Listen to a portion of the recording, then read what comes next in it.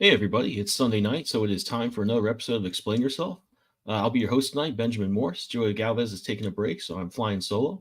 But we have some great creators here to show off their books, so get ready to see some great comics. I'm going to welcome Ben Krieger and RL Black. How's it going, guys? Very Thanks for good. having me.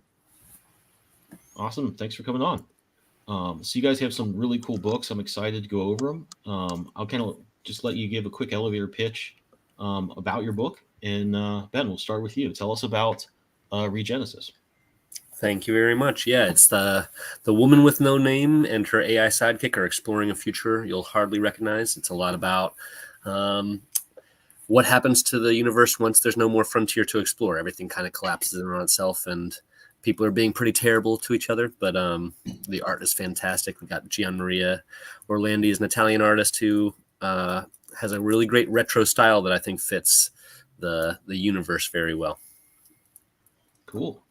Sounds good. RL, tell us about IWF. Yeah, so we're kickstarting the second issue of IWF, Intergalactic Wrestling Federation, and basically it's my opportunity to kind of pack as much action and adventure into one book as humanly possible, and also kind of scratch my wrestling itch, I guess is the way I would put it. So the main character is Tu Muerte. He's a lucha libre wrestler who's accidentally infused with a nanotech formula that turns him into a superhuman like killing machine. The Intergalactic Wrestling Federation is just this gladiatorial like wrestling network that's run by this mega corporation, and so Tumerte has to he ends up getting basically framed for a crime that he didn't commit, and he has to fight in the IWF. And so he's trying to fight his way out and survive, and with just tons of different mutants, monsters, and creatures trying to kill him. So that's it in a nutshell. I have a question about an influence on this, but I'll get back to that when we Yep. kind of go over the creative part of your book. But Yep. Ben, I'm going to share the screen for Regenesis and kind of let you go into some more detail about the book and the artwork, all that stuff. And let's bring that up here. Sweet. All right, there it is. It's running a little slow today. Yeah, so I've talked to you about this book before last year, so I have a little bit of an idea what it's about and all that stuff, how the artwork looks. But let's scroll through here and tell us a little bit more detail about maybe just. I know you've mentioned Mad Max and some other kind of dystopian stuff. Let us know, like, tell us about some of your influences and kind of what about those things got into the comic. Well, yeah, I very blatantly ripped off all of my favorite things. There's a ton of Dune, Star Wars, all my favorite Sergio, all the spaghetti westerns. The Woman with No Name is very much based after Clint Eastwood's character in that series. But then on top of that, there's a little bit of Vampire Hunter D, if you're familiar. She has an AI living inside her arm, and so they have that buddy cop duo that the Parasite and D do. They have that kind of dynamic as they explore this world and introduce the reader to what's happened in the future. It is very much an American story. It talks about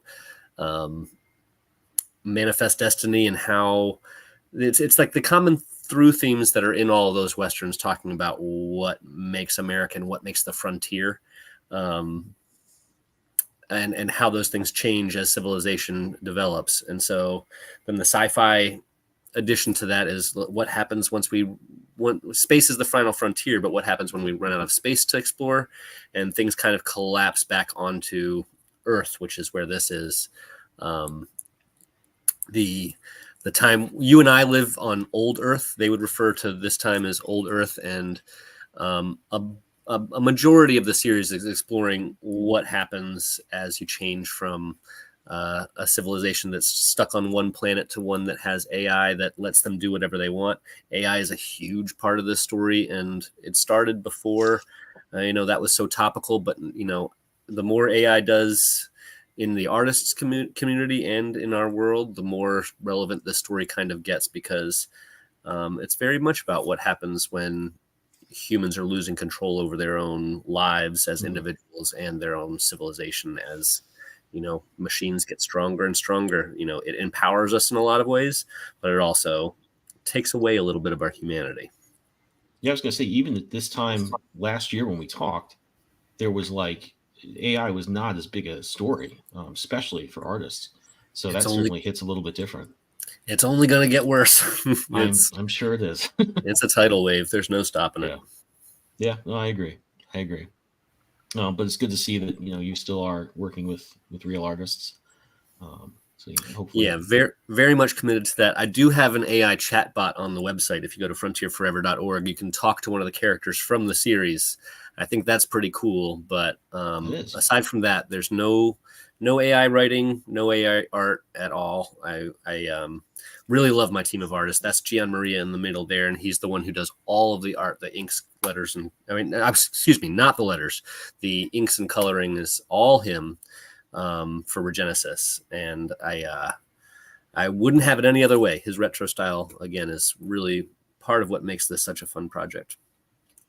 Yeah, I think that it's something that struck me, and I'm remembering, again, is you really given yourself an amazing canvas to work with, not just in terms of what interesting things might be there to look at or just to interact with for your characters, but I think you've set up something that's really in the tradition of some of your good sci-fi worlds.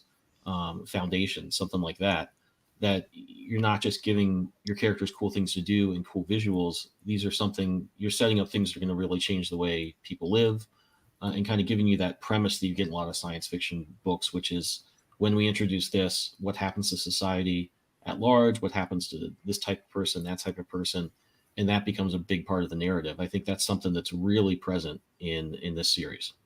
That's a massive compliment. Thank you so much. I mean, world building really is my favorite part. Like I said, I stole massively from Dune, and I think really what captivates me is like I never wanted to go to Hogwarts. I want to go live on Arrakis. What really paints that, what makes that world so beautiful to me is that like I can see all of the functionings of the planet, even though I don't actually want to live as a Fremen being stuck in a desert.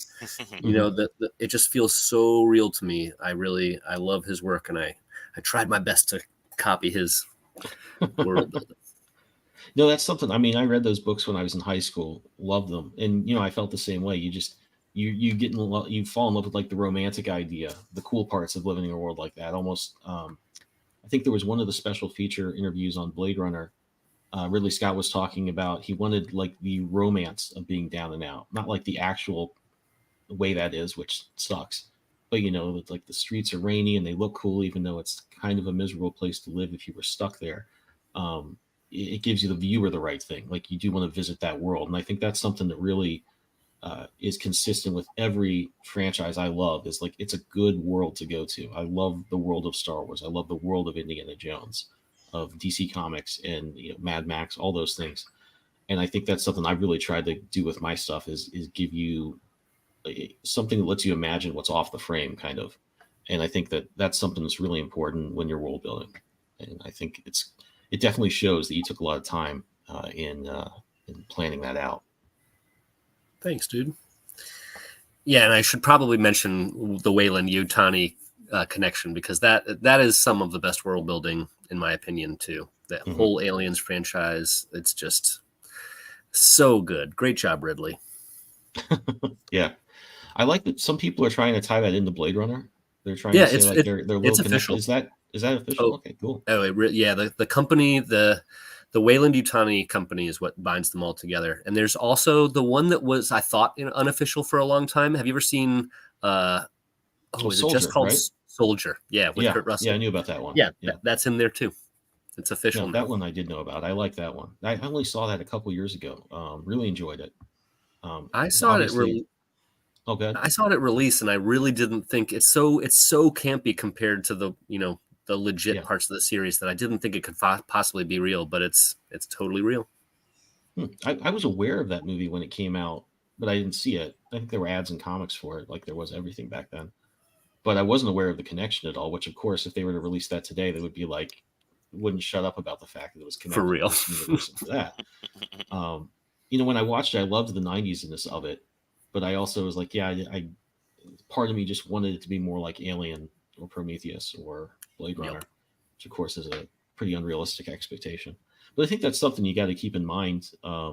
At least it's something I do too when I'm putting together my comics. Is I really try to put the influences that went into the comic right out there on the artwork so that people kind of get it, and make sure that I'm giving them that, like fulfilling that promise with the book, which I, having talked to you last year a little bit about this stuff, you've really built this world out in a huge way. There's a video game people can start to play with. Like there's a lot of content here, and there's a lot of lore, and it really does inform the main character in a cool way. Tell us a little bit more about her and her relationship to the AI, and kind of what what her goals are, and what she's going to go through in this chapter.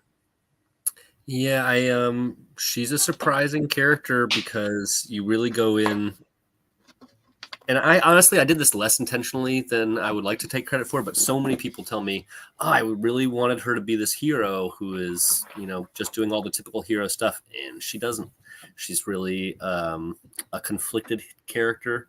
She's born fully grown with memories given to her by the government to go out and do a job. She's there to preserve natural order. And, part of it is that she is programmed by the government to do a certain thing, and that gives her certain blinders as she goes in, and she feels very human in a lot of ways, but in another way, she's just the Terminator, and she's there to kill people, and she makes a lot of bad decisions. And you've already seen that in the first few issues of Regenesis. If you read the book, it's even more clear because you get to hear her thoughts more. And in the comics, you see a little more of the conflict through her interaction with the AI sidekick. They don't fight, they don't argue, but they give two perspectives on the issues that they run into. If you read the dialogue carefully, you'll see that what you would probably consider like internal conflict is just the two of them chatting it up. In this double feature, because 4 and 5 are this campaign is for issues 4 and 5. 4 is already unlocked. 5 we're trying to get. Is the most whole you'll see her character. She has established she's fighting mobsters, smugglers on Earth, and is trying to just do her job the way that she was told to. And it gets much more complicated. She kind of wakes up to, I'm in the middle of a conspiracy that I didn't see all the pieces before, and she kind of wakes up, and then it's time for the final showdown. And I can't give you the spoilers for that, but it sets the stage for the novels, which are the comics are the direct prequel to the novels. And when you meet the Marshal in that, it's like meeting a whole new two characters, because they go through some very painful changes. Cool. So is 5 the end of this, the kind of the prequel arc, or is there another one after that? 6 is cool. One more. Awesome. Yeah, they there is a little bit of time. Will there be a side series between Regenesis and Under the Shadow of the Plateau? But it doesn't deal with the Marshal. There's like a little bit of time in between, but basically these abut perfectly. Yeah, I get the impression that, like, I've been reading about George Miller and the way he developed Furiosa. He just had this script and a notebook with all this stuff in it, and for another movie that may or may not get made. I get the impression you have a huge folder of all the lore of this thing that could be a novel, could be a game, could be the comic. Am I correct in that? Yeah, it's the original document was like, I want to say like 300 pages, and that was an outline that ended up being reduced. It should have been 3 books, and then I kind of compressed it into one, and that's book 1, and then everything else got built out as scripts. So in my Google Drive, I've got at least 1,000 pages of outlines and notes. It's just wow. There's so much to do. And, fortunately, the anthology was a really great way to get a lot of that content into a way that people can consume it, because again, the anthology is 12 stories that are separated by huge amounts of time that just tell the backstory of how you get from where we live on old Earth to where they are in the story. And so, it's always hard for me. It's extremely hard not to get caught up in just like expose, just like telling where you are in the universe. You want to tell the reader through action. You want to show them instead of tell them. Yeah. I mean, and with the anthology, it's like a super great opportunity to do that, because we just take these little stories that don't really need to tie into the world, but then you get to show all the really cool world building stuff. And yeah, so that gigantic document is pretty quickly becoming really cool lore. No, and I think that's something that's good for readers and people that notice this series to know is there's a lot here. I mean, and I do think, I mean, I love lore. I'll sit down and watch like 4 YouTube videos about the Butlerian Jihad, and just I'll be very happy doing that. And I look at the view counts in those videos. I'm clearly not the only one. So I think Yeah, that is something people really gravitate towards, when something's really well thought out, when it makes sense, when it's rich, and this world definitely is. But that's a good spot, I think, to jump over to IWF. RL, let's go over here and talk a little bit more about. You mentioned kind of obviously you wanted to fit all this action adventure stuff in there and combine that with wrestling. I'm assuming you're a wrestling fan, but what were your kind of specific influences in creating this book? Well, so it was an idea that I had, like, I don't know, probably 10 years ago, and honestly it's really based on my childhood love of muscle men. Like, I don't know if you remember Hmm. the muscle I remember those characters, guys. and Yeah. as a kid I would collect that stuff, and I wanted to do something that where I could just kind of pack all the stuff that would be fun into one story. So prior to this, like, I'd done this book called Ethos, and I'm in the process of doing that as a series, but it's a very serious, um, like, monster kind of a situation where it was very heavy material, where the monster's trying to become not a monster and trying to, and all this kind of stuff. So I got done with that Kickstarter, and I was like, I want to do something fun. Like, I want to do something that isn't a brain buster, that I'm just gonna, like, really enjoy myself. And I had this idea. So I basically one day drew this character, which ended up being Tu Muerte, and I'm like, I've got to come up with a story for it, like, somehow. And so I threw this Kickstarter up, the first Kickstarter, and it just happened, like, kind of organically, where I pumped a script out, like, over a weekend, sent it to a friend of mine who edited it, and then put it up as a Kickstarter, and it got funded relatively quickly compared to my other Kickstarters. So I was like, oh, people are interested in this. So I went through and did the first book. It was a lot of fun, but I just kind of, I tried desperately not to think too much about it. So in the second one, I was like, I had so much fun making that first book, I decided to do the second one. And in this one, my goal was literally maximum rock and roll. Like, how do I take this story and make every single page totally insane, over the top, just like where you're like, what? Wait, what? No, what? Like, just, I mean, like, every single sequence had to be crazy. And so the fundamental concept is, this guy is like a programmer for this corporation called Galactic Corp, and he and to some degree this is also an homage to the Running Man, Mhm. the movie, not the book, because if you've read the book it's not the same thing. But basically he sees, and this is in the first issue, he sees this video of the president of Galactic Corp, who is the Donald, and it's this guy that has Donald Trump's head, and it's in a cyborg body, and he orders the head of this other corporation that's competing to get killed, and he sees the video, and they find out that he sees the video, and they basically sentence him to the IWF, which for him, because he's an average guy, is a death sentence. He's going to get killed by one of the mutants in the IWF. So he's sitting there in jail waiting to go to the IWF, and he's going to get killed. And this guy who's the leader of the resistance is his cellmate, and he starts talking to him. And through this confluence of situations, he ends up accidentally ingesting this nanotech formula that was meant for the leader of this resistance, and he turns into this, like, superhuman monster, like, wrestler. and who's like indestructible and can't be killed, and can regenerate, and eventually like his powers change continuously over time.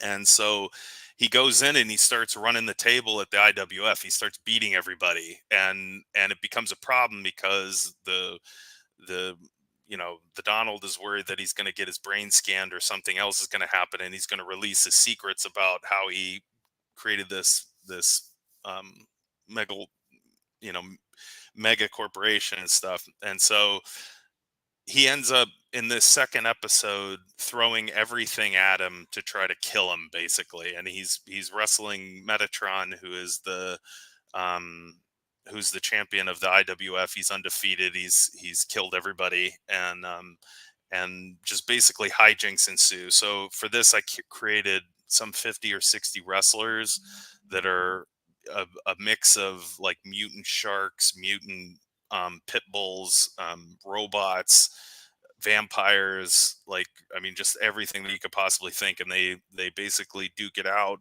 for 40 pages. And that's basically that's the sum of the book for the most part. If you like action, if you like jokes, humor, really bizarre characters, bizarre death sequences, like that's the book in a nutshell. And Yeah, I definitely get a lot of Running Man from the oh yeah, setup and totally, the artwork and the totally. dialogue here. Yep, totally. Running Man, like it really is. It's cotton candy. I mean, Hmm. that's the book. Like I didn't want it to be like, I kind of purposefully wanted it to just be fun, like a fun romp. And so you go through this, like I also kind of borrow, I suppose, from like Spider-Man a little bit, where he's conflicted about actually being a part of the resistance or trying to fight the Hmm. corporation, because he's just a guy and he doesn't really want any of it. He didn't want to get involved in it. And through the course of the first story into the second one, basically, in order to get him to do what they want, or to put pressure on him, they kidnap his mother and his brother, and they're going to send him to the mines on Mars, and which is also like a death sentence. So he's like double motivated to try to free them and to right wrongs and settle scores, I Hmm. guess. This is another example of, I think, just the proposition for the reader is just so clear. The Hmm. artwork is perfect. It tells you exactly the vibe you're going to get. And I mean, I look at this page, I can hear exactly the type of bad actor that would deliver these lines if this was a movie Oh in the yeah, 90s. I mean, yeah. like I can hear it in my head. It really comes through. Yeah, when I'm writing the script and drawing it, I'm just giggling the whole time. I'm just sitting there giggling because I'm doing the voices in my head, whether it's a robot or it's, I'm gonna tear your head off, just like the whole thing. I mean, and so the other thing that I'll say too is I purposefully, generally my artwork's retro style, so it's like very beat up, like it's purposefully meant to look like something that came out of like the 70s, 80s time Hmm. frame. With this, I really tried to bury the needle with it, especially on the second issue, where I'm kicking myself because I didn't grab the samples that I work off of in order to like really say how, like, if you scroll down on the page, you'll see like the ads and the stuff that I did in the campaign, like, Hmm. is very um like 70s, 80s, Swamp Thing, 70s, 80s, like old Captain America comics, like Hmm. stuff like that, where the pages are buffed up, the ink and artwork's buffed up, the all the colors are out of register, like Hmm. and the goal again is to have it be as like, and to be honest, there's a dash of like EC comics in there, so there's Hmm. like a little bit of the kind of everything that I do has a dash of that horror comic, kind of sci-fi horror, body horror. Like there's a lot of Cronenberg Oh yeah, I type definitely see that. stuff, where like, especially in this one, because the formula that he has mutates him, and he progressively changes in ways that he's not prepared for. like, and so it just, it's just crazy. Like, so yeah, that's basically it. Yeah, but this has such a great vibe to it. I mean, there's so much '90s fun to it. It reminds me Hmm. so much of like I know you don't render like Sam Keith, but it reminds me of a lot of Sam Keith Oh drawings. There's that yeah, amount of that I would say fun energy in yeah, there, and it's really cool. yeah. I mean, when I did my other books, there was a lot of reference. There was a lot of um, like digitization of photographs and all kinds of stuff. So it was Hmm. very meant to be very realistic. Like I wanted it to be immersive. Whereas this, I wanted it to be like I wanted to like honestly, the biggest thing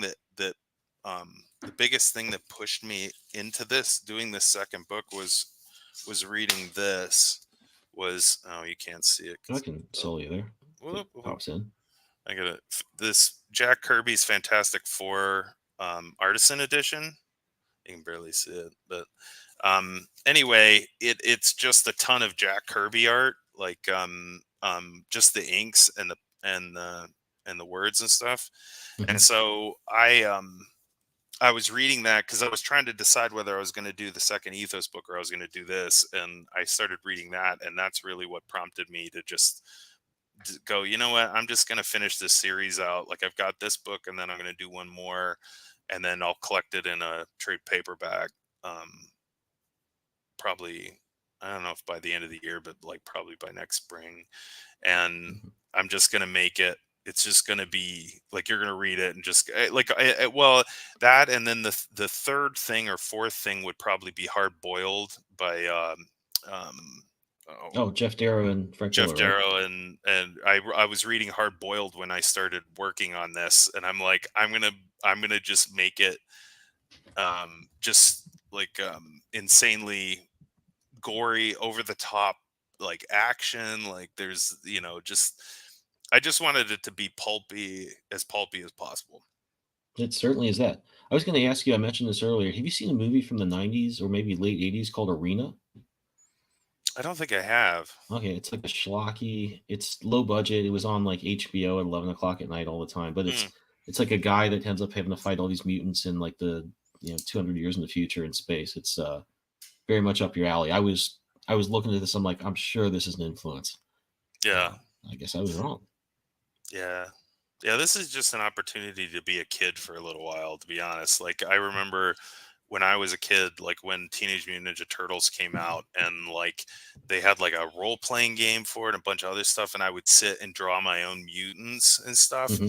And it was so much fun. It was just and so I that's kind of what I'm doing with this. It's just my probably like my just because of my age and some of the other stuff that I've digested that's turned out this way, where it's just like gory and over the top and just hyper aggressive and um, just kind of maximum rock and roll.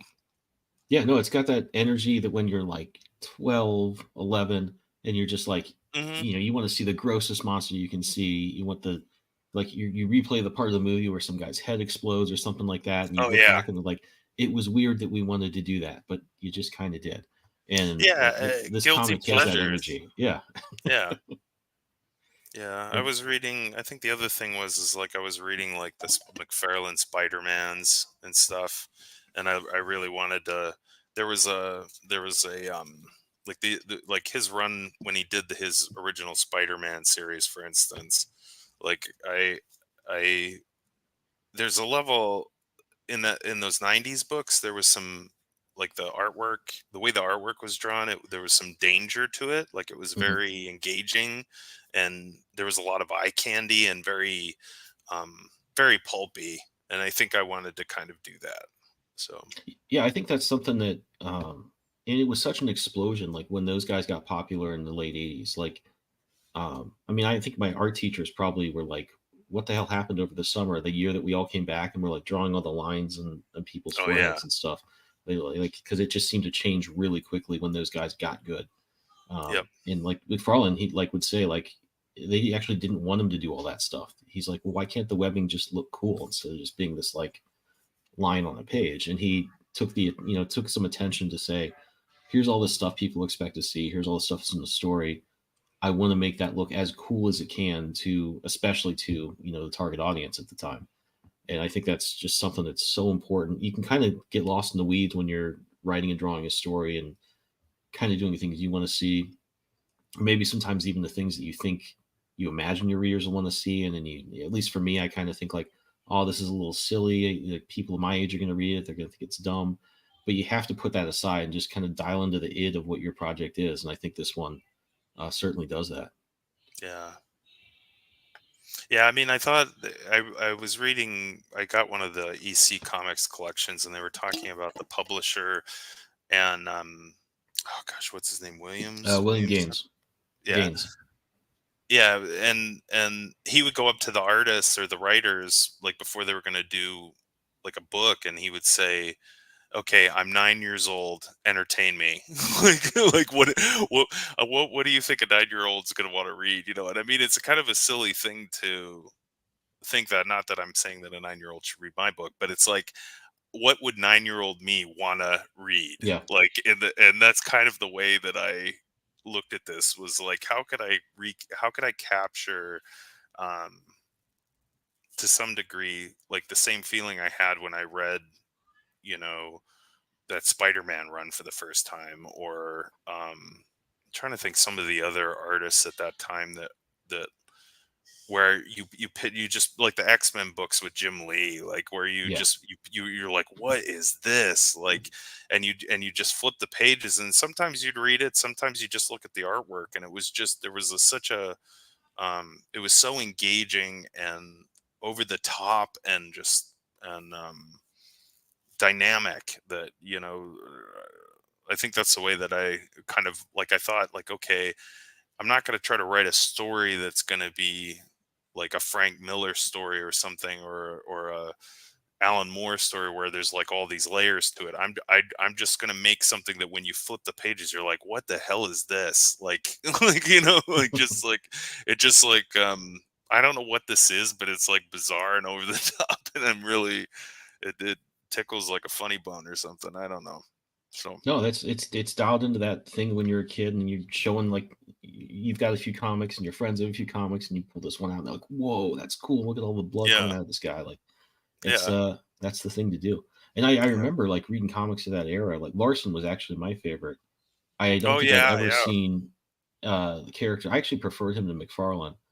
yeah. It's just Larson the was way his characters amazing. moved, the way he Mhm, used speed lines. Like Spider-Man would just, that comic seemed faster and like more mhm, intense than anything else I was reading at the time, and it just blew me away. And I think everybody, especially artists, who were reading comics in that era, that was such an exciting time because you were just going to see something new.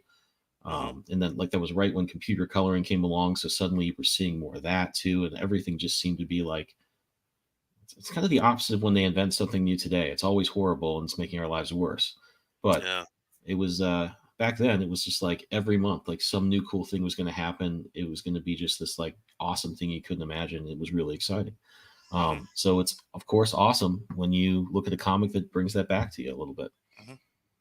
Cool. Yeah, and I think that the other thing, the one other thing I would say about this is just, I also at the same time that I was thinking about this was reading Akira. Like I'd gotten the box set of Mhm. Akira, and at the same time I was listening to like some other podcasts, and they were just talking about how in manga, one of the reasons that it's sustained itself and it's been as popular as it has is it figured out a way to kind of maintain some of that tongue-in-cheek like element in comics. Like it can be very trite, or it feels that way when you read it, but it's fun to read, like and so um part of what I wanted to do with this too was have something that reminded me too of the, like traditional comics or some of the mangas that I was reading, where it was just fun. Like it didn't have to make sense. It wasn't like hyper detailed, like, but the characters are fun and interesting, Mhm. and there was enough of a twist that it kept you flipping pages, but it was really lighthearted, I guess. So that there's an Mhm. element of that in this too. Yeah, everything in manga at the time, and that's I discovered that about the same time. It was appealing. The speed lines were appealing. The page design was appealing. The lettering, especially, was just big and Hmm. crazy. It felt like the next, like when people would see a Jack Kirby comic in the 60s and it was just like, whoa, what is this? I think you had so many of those moments from things like that. Which, like I said, it's just whenever you see something that brings you back to that, I think that's what we're all kind of chasing as comic fans a little bit. Yep. Cool. So I'm going to take a quick break here, and when we come back, we'll switch back to Ben, and we'll talk a little bit about some marketing stuff and what you're doing to get the books out there, what you're doing with your campaigns, all that type of stuff. So we'll be back in just a little bit. Click that mouse and warp into All Ages of Geek's website, your ultimate portal to everything geek culture. Here you'll find articles that speak your language, from the latest anime buzz to the coolest tech trends. Our mission? To celebrate geekdom in all its glory. Whether you're a gamer, a comic enthusiast, a 90s kid, or an anime aficionado, we've got something for you. Dive deep into them with All Ages of Geek.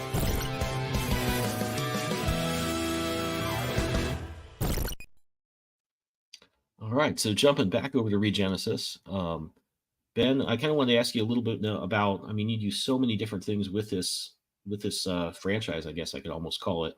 You've got the books, you've got a game, you've got comics. What do you do when you're putting together campaigns to really let people know how much there is kind of on offer here? Well, that is definitely one of my weaknesses. I am not a marketer, and I know one of the most consistent complaints I've had about my campaigns is there's too much going on. It's hard to keep track of. So I would love some advice in that arena. Honestly, this one is easier than the last ones because it's only comics.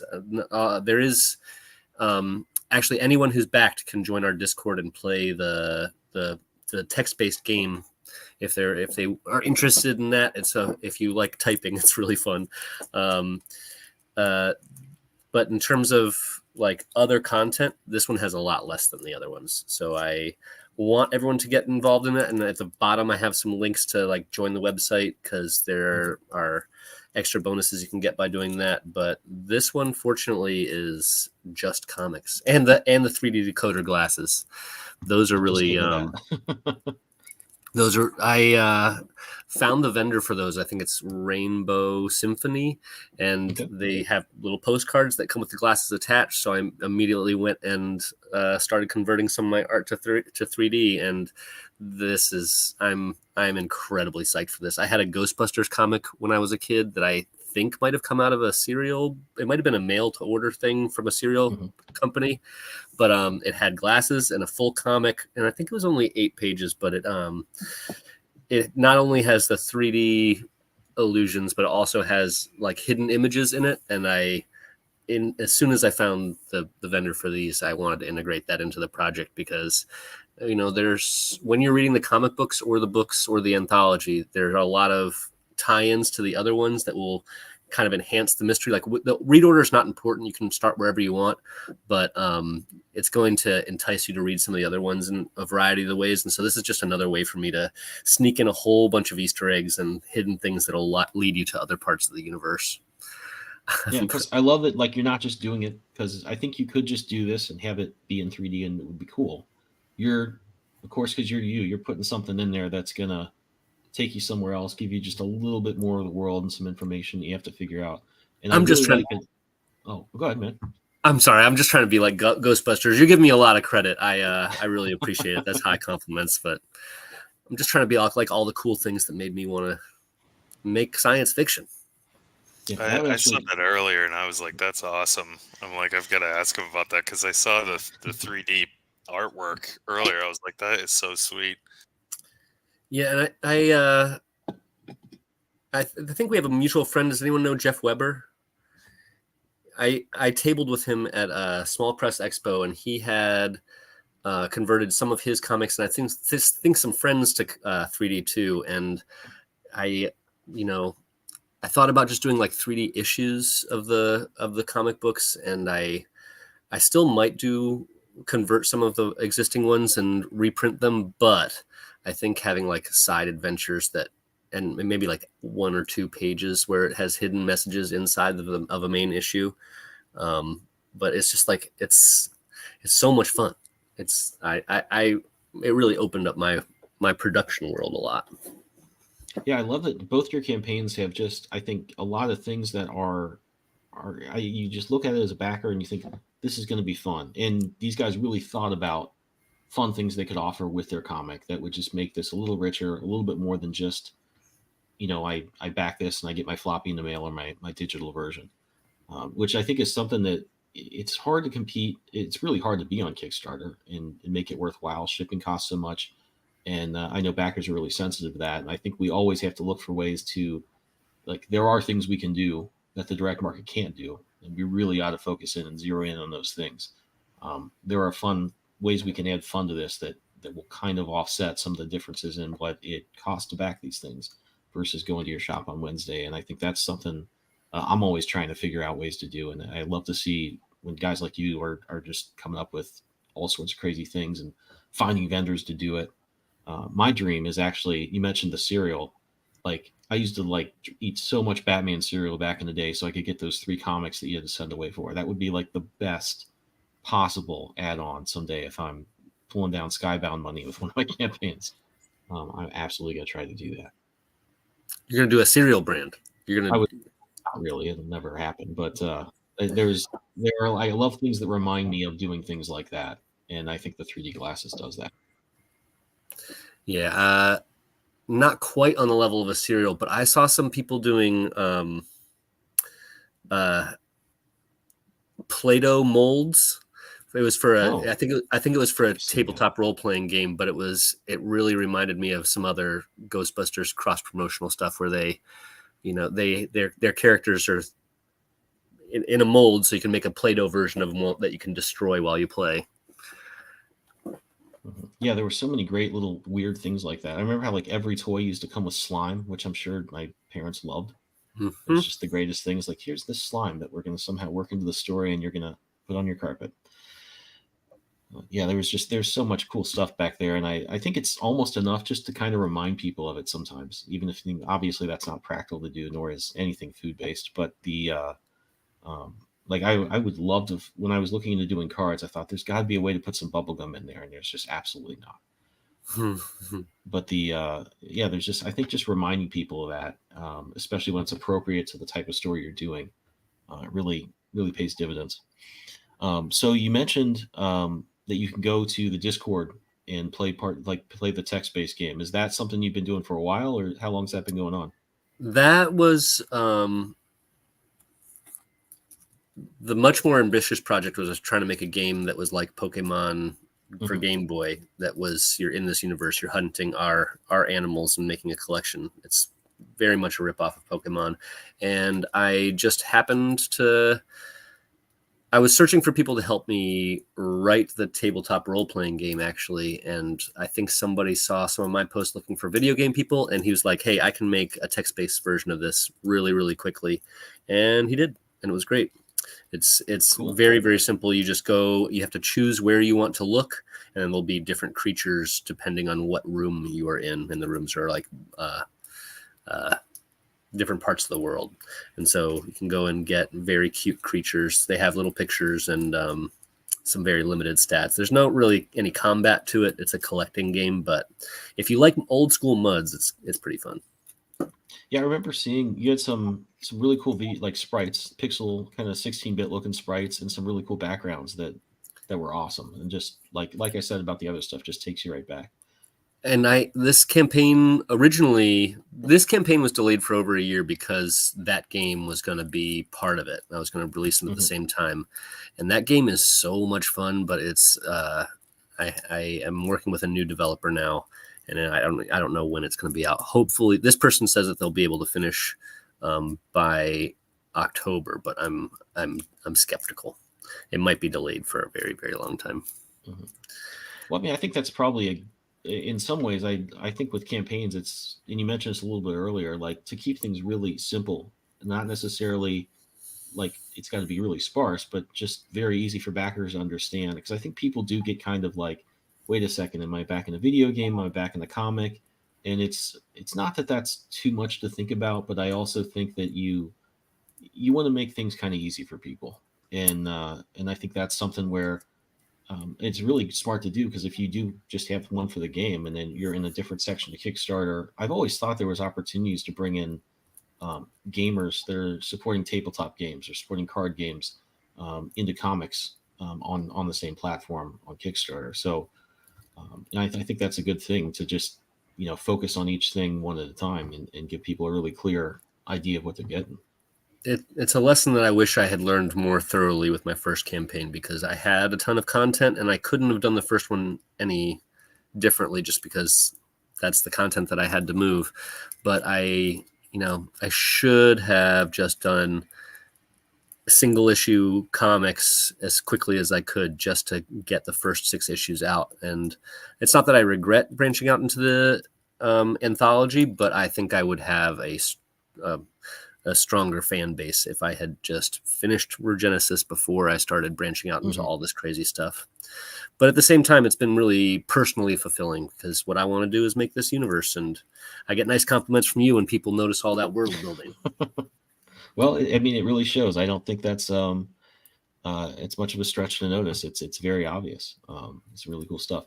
So we're gonna jump over RL back to you and the IWF. Tell us a little bit about what you were trying to do when you put the campaign page together, and what you've been doing in your campaigns to get eyes on the book. Yeah, so I mean, it's so interesting listening to you guys talk about what you're doing, because there's so many similarities. Where when I did my first campaign, like I packed all this stuff into it, like everything. There were just like layers and layers of like different things that you could get, do, try, blah blah blah blah blah. And in the end, I like the work of maintaining all of the things that I was going to provide to people was as much or more work than actually making the damn book. And so so last year I did several, they were all successful. They got the, and I suppose I should say that my background is in marketing and advertising. So so this stuff all plays into my view of how this works. But so they got, project we love, they got funded, like I got them printed, blah blah blah blah. But through that, I basically, my philosophy at this stage generally has been make the product as good as possible, period. And all the other stuff, do it, don't do it, who cares? Like if the book's good, if the story's good, if the hero image is good, you'll get funded, the project will move forward. And so and even with this, again, the first, when I did Ethos, I had worked on that project for 10 years. I have a script and a storyline and a universe that's immense. It took, even the second issue, I'm like, I want to get it done, but it's like it'll be a 500-page comic, because there's so much crap in it, and so I had all of these thoughts and stuff about it. So then pivot to this, where I'm doing something for fun, and it makes it so easy to just narrowly focus on what is this story and what am I pitching. And so right out of the gate, honestly, I started drawing the stills for the promotional artwork before I even did the script, where I just knew that I wanted him to become like certain things, and so that's what I drew. I drew several. I drew a lot of the wrestlers and stuff, and then that's what I kind of put on the promotional page, and then wrote it up. So basically, I do like a handful of things. Like once I get my hero images together, like images that I think that are gonna, like when someone's scrolling, they're gonna pause and like look at it. Then I move on to the I've built up a social media presence and I promote it there. I run like Facebook advertising, Instagram advertising, using the hero image, and tying it into Kickstarter and to like the metapixel and all that stuff. But really the way that I look at it is like I try to create at least a handful of images that are going to be good enough where if you look at them, you go, I want that. Like, I want that. That's the thing I want. I'm going to get it. Because all the other fringe stuff, sometimes it works, sometimes it doesn't. Like in this case, this is kind of a really weird situation where I put this up and there's sparse information about it. I mean, it's not like it's a really deep story, but I've had so many different people message me about different things that they want to do. So we started out with um, uh, with a handful of add-ons, a handful of stretch goals, and I've had people contact me like to get written into the story where Mhm. they want to get dismembered in the story. Like, so I'm like, all right. So I put an add-on up and I'm like, here, $250. You can get I'll write you into 2 or 3 pages and you can get torn to pieces. And that got, I don't know, $750 on top of everything else. Wow. Like, and so I had a couple characters I was going to kill anyway, so like I fiddled with the script a little bit, and then like now I've got more characters that I'm going to dismember, and so like the next story I'll probably do the same thing, but I'll bake it into the advertising prior to the launch. But um, this is the first time. I don't want to say it's the first time, but it's the first time where it's gone beyond like people who are just fans of the artwork, Mhm. and now they're kind of like there's a little bit of a community vibe to it, like where um there, there there's been a lot of interest. I've previously done stuff where I've had add-ons where people can have their face in the book, like in the crowd, Mhm. and so I've had people Mhm. send me pictures and I'll draw them into the crowd, and that's been kind of cool. But I mean, to be honest, for most of it, I try desperately to keep it as simple as possible at this point. And I just like if the story concept and the artwork are good enough, you'll get funded and it'll be great. Like I just firmly believe that like I think about the books that I would get out of a car, across the street, go into a store and buy because Mhm. I want them because I know how awesome they're going to be, and that's the way I want people to feel about the stuff that I'm doing, basically. And if I can I get, think I think you know what I think they will. yeah, I mean, and that's the thing. Like when I go to conventions and stuff, like going to conventions is for me was like a real turning point with like the marketing and promotion on these things, because like my ethos book, like I would just sit and people would just walk by my booth, like just walk by my booth, and I would just be like, gosh, I'm not doing anything. And so I ended up rearranging my booth and putting a couple of big pictures up front so that people would Mhm. at least pause and look at it. And then I would hand them the book and I'd be like, flip through that book. And they flip through it and open up and look at it. They'd be like, this is awesome. And I'm like, and then they buy it. And I'd sell books out like, like left and right, but I had to get them to stop and look at it. And if they did, then they buy. Like it just, and that's kind of the way that really changed my perspective on a lot of stuff, because I always wanted like a trick or a Mhm. gimmick or a, a hook to some degree. But for me, the hook is if the artwork's good enough and the concept's good enough. Like on the ethos book, I'd be like, the story is about a Frankenstein type character who's brought back to life and then fights the Nazis in World War II. And they're like, how much money do you want? Like, like it was just, and then the artwork was really cool and they could tell what it was like. It was like an EC Comics type thing. But I guess that's the way I would sum up most of what I do. And then there's a bit of like I said, I do some paid advertising and stuff like that. On the next Kickstarter, my hope is to be more proactive with stuff like this, where I'm doing podcasts and stuff like that, and reaching out to people to do some um, stuff like that, because I think that's really important too. The last time around I did several wrestling based Mhm.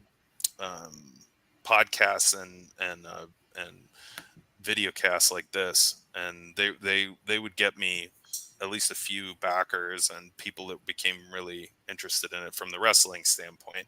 Um, and I mean, like this is there's definitely more wrestling in this book than there was in the first one.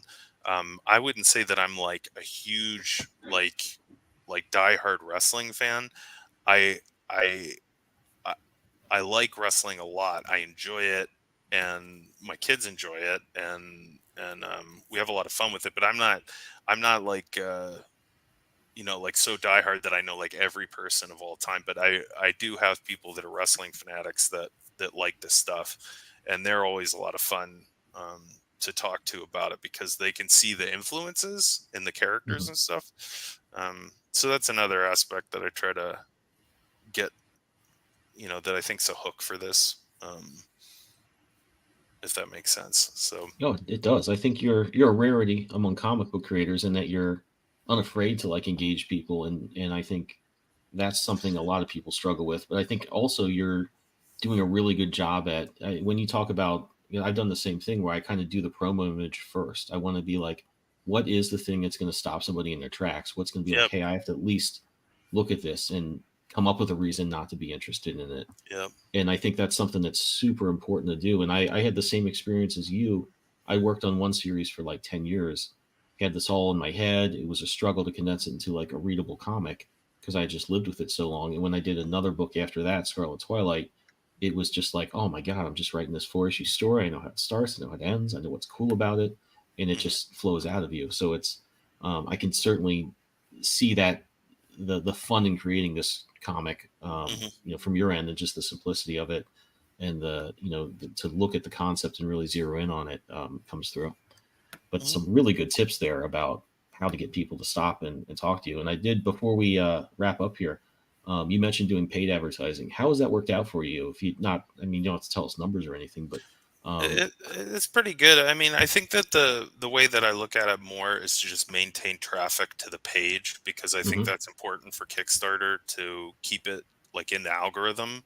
Like I mhm, think the that most of the money comes from Kickstarter people who discover it. Like I mhm, mean, the biggest reason for me to do Kickstarter, honestly, is to tap into another audience that isn't on my Instagram or my website. Like because there's Kickstarter people, and all of us kind of like float around these different realms and check different stuff out, and so I like to keep traffic, like even if it's just a little bit, like even if it's just a few hundred a day, but it's like getting clicks to the page so that Kickstarter knows that it's being viewed and mhm. utilized. um that's just the way I look at it. I went crazy the first Kickstarter and spent a bunch of money on paid advertising, and it was a mistake because I really didn't. I don't want to say I didn't know what I was doing, but it was like unnecessary. Like I had been promoting the book like on my Instagram for a long time, and people were ready for it.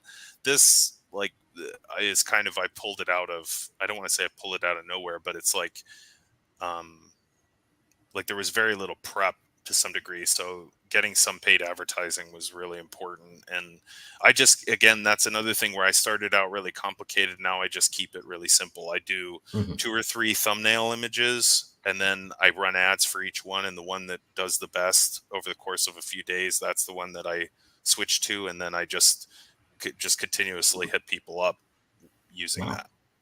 So Th- This is really good stuff to hear. I mean, I've heard so many mixed reviews, I guess, of using paid advertising. I think probably in 2020 or something like that, people were talking about it like I was getting, they would make 3 times their money back on Facebook ads, and they get so many backers out of it. Then it was mhm. not working out so well, but it sounds like you've really kind of focused on what you wanted to do and what it's good at doing, and that's well something I've never heard that before, which is I, great. I think the hardest thing for any creator is to be honest with themselves about what they're doing. Like, because you want it so bad. You want it to work, you want it to be great. Okay. But sometimes the stuff that you either like or the stuff that you do just isn't there yet. And so it's not going to get like people aren't going to click on it yet because it's not yet good enough or tight enough or sharp enough for them to be interested in it. So you got to keep trying things. So Mhm. there might be 2 or 3 things where, like, there are images I'll post to Instagram, or there's artwork that I'll do that in my mind is like the greatest thing ever. I'm like, people are gonna love this, and then you put it up and it like goes nowhere and nobody cares. Like, and you're like, and it's so hard to be like critical of yourself. Whereas like I'll switch, and like for me, it started, like I really took off earlier this year, and it just keeps escalating on the artwork side, where I'm just like, you know what, I'm going to stop trying to anticipate what everybody wants, and I'm going to just have as much fun drawing as I possibly can. And so I started like picking things out just for the hell of it and putting them together and then putting them up on Instagram, and the connectivity shot up like just Mhm. immediately, because you could see in the work that it was that I was really enjoying myself. Like, and so I think about that a lot when I'm doing like these ad stuff, because like I'll do an ad and you'll think I'm trying to anticipate like what everybody really wants. And so then you end up doing all these things and then they don't work and you're like, well, what, well, oh, it's Facebook. The Facebook ads don't work. And then I'm like, okay, I'm going to do like that headshot. Like I'm like, in the story, I want a good portion of his head to be missing, like in the course of the story.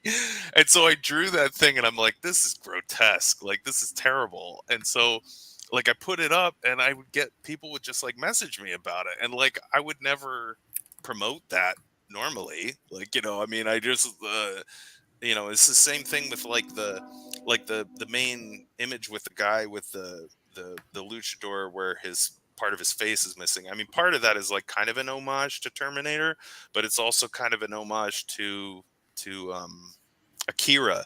And when I drew that and got done with it and looked at it, I was just like, that's going to be the cover. I'm like, it's so intense and dark and twisted, and it's like, what, you immediately like, what the hell is going on here? There's wires coming out of his face, like what, and I think that's the thing that I would tell people is like, a hero image doesn't fix everything, but Mhm. if you went down the front page of Kickstarter and looked at all the pages, ask yourself, like, which of these thumbnails is the best? And I bet you if you go through most of the ones that have really great thumbnails, they're funded. Like, or I mean, you got the ones where they're just, they're, the Boom Studios ones where they've got Keanu Reeves on it, like, and it's gonna do $500,000 or $1 million or whatever. Like, take those away. But like everybody else that's in the, you know, 3, 5, 10, 15, $20,000 range, $40,000 range, they've got a great thumbnail, they've got a great short pitch, and then they've got great samples, and that's pretty much it. Like, I think, like, if you don't have an email list that's like tens of thousands of people long, like, you've got to put your time and effort into the artwork and the pitch, like, I think. And I think if you do that, the Facebook ads, all that stuff will work way better. Yeah, well, I can't think of that's some great stuff, and I can't think of a better way to wrap up. So, guys, stick around if you can, but if you have to leave, that's fine. I'm gonna bring up a few other books and some of my stuff before we split for the week. But again, this has been great stuff to learn from both of you guys. I think people are gonna get a lot out of this. But let me jump over to some other books that are on Kickstarter or in pre-launch. That we're working with. Shade 1 and 2, The Shadow Saga, is a really fun book. It reminds me a lot of Valiant comics from the 90s. It's kind of a superhero, but there's some really intelligently dealt with sci-fi, supernatural aspects to it that are very cool, and it's a really fun book. So that one's in pre-launch. Go ahead, if you're not, get on that list. Amongst the Stars, launched this week from our friend C.J. Hudson and Band of Bards. It's an anthology for sci-fi romance, so a lot of great creators here. If you're into science fiction, if you like romance, this covers a lot of genres and has some great creators working on it. If you watched last week, you saw Zeta Galaxy Outlaws. I love this book. The artwork is fantastic, and this guy is going to be a huge star. We're lucky to have talked to him before he made it big, and DC snatches him to draw Batman Beyond or something. But this is a great book. So check this out if you haven't yet. And I'll jump over to our friends at Onishi Press. Have Mr. Guy Zombie Hunter. Has 11 days to go. This is a really fun book. If you're a Deadpool fan, if you like humor, you're going to love this one. It's really funny. There is a lot of sci-fi. There's a lot of supernatural elements. In fact, if I listed all the influences that went into just this comic, I think we'd be here for another hour. So I'll restrain myself from doing that. But this one also has a cover that I did. So I had a lot of fun doing it and reading the story. So if you're a fan of humor, zombies, sci-fi, pretty much any of that stuff, you're going to like this one. Head over there and check that out. And the last one I'm going to cover is Granite State Punk from Travis Gibb. This is a really cool series. Patrick Biermeyer does the art. A lot of fun. It's a warlock character who kind of struggles with his inner demons, but it's still a very as dark as it gets. It's still kind of a fun book, and it has a lot of energy to it. And also did a cover for this one. that I'm excited to share finally. That's an homage to Captain America 1. So if you like any of that stuff, definitely head over there and check those out. That's Get rid of great. that and stop sharing. So I think that's it for. Oh my gosh, I forgot my stuff. So my book, We Are Scarlet Twilight, is in pre-launch now. The sequel to it is in pre-launch now at Kickstarter. The sequel is Cobalt Crisis, and it's basically a mashup of Crisis on Infinite Earths or Secret Wars with the comics of the 1940s. So if you're a fan of that stuff, you like that pulp atmosphere, but also that sort of continuity-heavy, really epic adventure stuff, you were not going to want to miss this one. So head over there and check that out. And links for all these, if you're watching on YouTube, are over in the description, and you can check those out. My co-host Joey and I worked on an anthology called Archetypes, which is just about to go to the printer. It's a collection of short stories and also articles from different creators about marketing their book, about how to start a script, how to put together a Kickstarter, and it's kind of our homage to Wizard Magazine, but for crowdfunded indie comics. So that one's going out soon, and we are looking at creators for the second issue, which will be late summer and kind of tie into the Halloween season. So we are super pumped about that. I think I'm out of breath, so I hope that's all, but I think that's about it. Guys, it's been awesome to talk to you this week. Really appreciate checking out your books and all the information you were able to share with us. This has been great stuff. Thank you so much. Yeah, thanks for having us. Lots of fun. Absolutely. All right, everyone. Until next week, take it easy, and we'll see you next week with some more great comics.